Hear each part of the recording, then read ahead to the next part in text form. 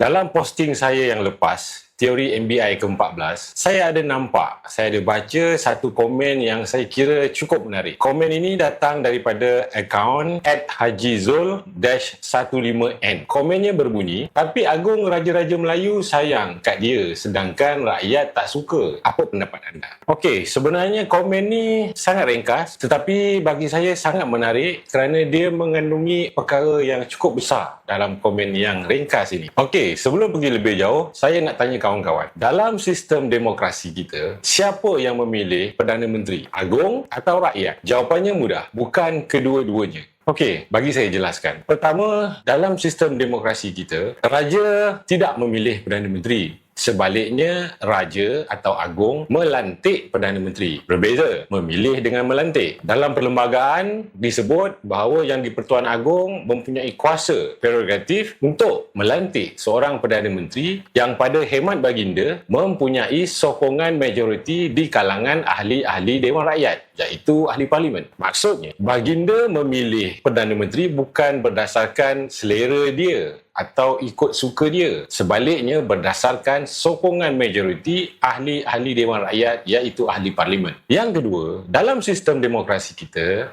rakyat tidak memilih calon Perdana Menteri secara langsung. Ini berbeza dengan Amerika Syarikat, di mana pilihan raya di US memilih presiden. Demokrasi kita adalah pilihan raya untuk memilih wakil rakyat atau ahli parlimen ke Dewan Rakyat. Jadi, kita hanya memilih calon ahli parlimen di kawasan kita. Selepas kita memilih, barulah kita dapat melihat siapa pemenangnya. Dan pemenang ini akan menjadi komposisi dalam Dewan Rakyat. Berdasarkan komposisi ini, mereka akan memilih seorang calon Perdana Menteri yang mendapat dukungan atau sokongan dari majoriti ahli-ahli parlimen dari mana-mana blok. Jadi dalam konteks ini, seseorang Perdana Menteri, sama ada dia popular atau dia baik dengan Agong atau dia baik dengan rakyat, bukanlah justifikasi untuk dia menjadi Perdana Menteri. Jadi kita jangan campur adukkan antara populariti seorang Perdana Menteri dan juga kuasa Yang di-Pertuan Agong. Jadi, kita jangan pening-pening kepala. Tugas kita ialah buat kerja kita. Apa dia? Kerja kita ialah semasa pilihan raya nanti, keluar beramai-ramai dan mengundi pada parti yang memiliki calon Perdana Menteri yang layak. Jadi, ini teori MBI. Kalau tak setuju,